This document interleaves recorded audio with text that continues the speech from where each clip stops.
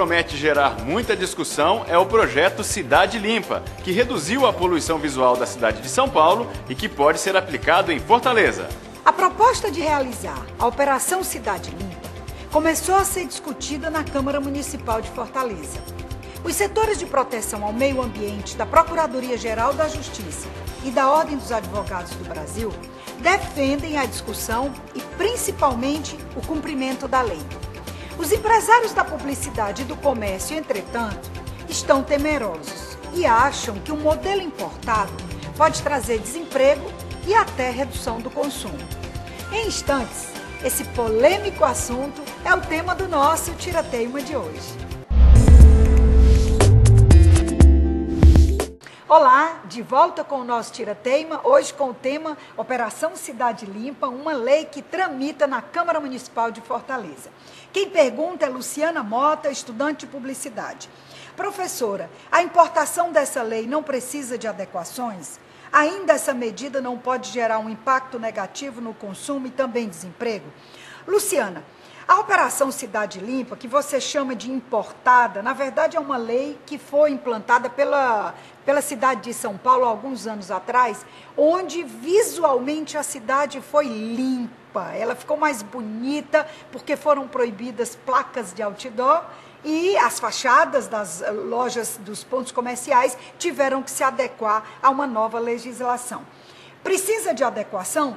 Tudo que é importado é bom que tenha adequação. As características locais, as características da cidade, a cultura da cidade. Agora, em São Paulo, o resultado foi fantástico. E aqui você me pergunta se há risco de redução de consumo e desemprego.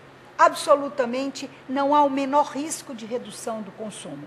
Ao contrário, a poluição visual, pelos abusos, pelos exageros das placas nas ruas, é tão grande que essa poluição não estimula consumo. Essa poluição faz com que muitas vezes as mensagens publicitárias não sejam percebidas. Então, ao contrário, essa lei, ao invés de reduzir o consumo, pode até aumentar, porque o pouco que for divulgado será percebido na sua intensidade. Agora, com relação ao desemprego, é possível que haja, se os empresários da comunicação, que utilizam-se, na sua grande maioria, as mídias externas como outdoors, não se reinventarem. Se eles começarem a ser criativos e encontrarem saídas alternativas, certamente não haverá desemprego nessa área de comunicação.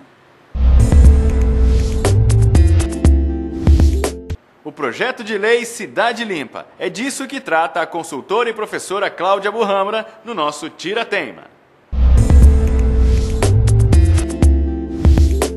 De volta com o nosso Tira-Teima, hoje com o tema Cidade Limpa, uma lei que tramita na Câmara de Vereadores de Fortaleza. Quem pergunta agora é Lucila Norões, é uma dona de casa e com muito orgulho, ela frisa, e ela pergunta, andam dizendo que essa é uma lei que poda a liberdade de expressão. E a minha liberdade de visão não importa? Chega de ser bombardeado o tempo todo. A questão é, haverá ou não uma normatização? Lucila, a sua pergunta é muito interessante. Na verdade, a visão do cidadão de qualquer metrópole começa, de fato, a ser extremamente bombardeada com os excessos de comunicação. E, às vezes, uma comunicação nem sempre de tanto bom gosto, né? Então, na verdade, a liberdade de expressão a que você se refere tem, sim, uma relação muito próxima com essa liberdade de visão, como você chama. Aí você pergunta, afinal, haverá ou não uma normatização? Em São Paulo, a lei entrou em vigor, foi quase um susto quando ela aconteceu, porque não houve tempo para discussão, embora hoje os resultados sejam muito bons. Nas outras cidades, e muitas cidades do Brasil já começam a copiar a cidade de São Paulo, há tempo para discussão. A Câmara de Vereadores de Fortaleza já discute essa questão, os publicitários já discutem, os comerciantes já discutem. Então, é muito provável que sim, haverá uma normatização. E quando isso acontecer, essa já será uma questão amadurecida para que saídas alternativas de comunicação sejam encontradas e todos ganhem com isso, inclusive o cidadão como você. Ok? Bom, e mais uma pergunta, agora é de Pedro Arthur Carvalho, aqui de Fortaleza. A Operação Cidade Limpa já começou com a retirada de muitas placas pela semana. O que cabe ao lojista fazer para ter garantido o seu direito de sinalização? E ainda, quais alternativas de marketing caso a lei seja implantada de fato? Pedro, o direito de sinalização do lojista está garantido e isso não será mudado. O que vai haver é uma normatização no tamanho dessa sinalização nas fachadas das lojas.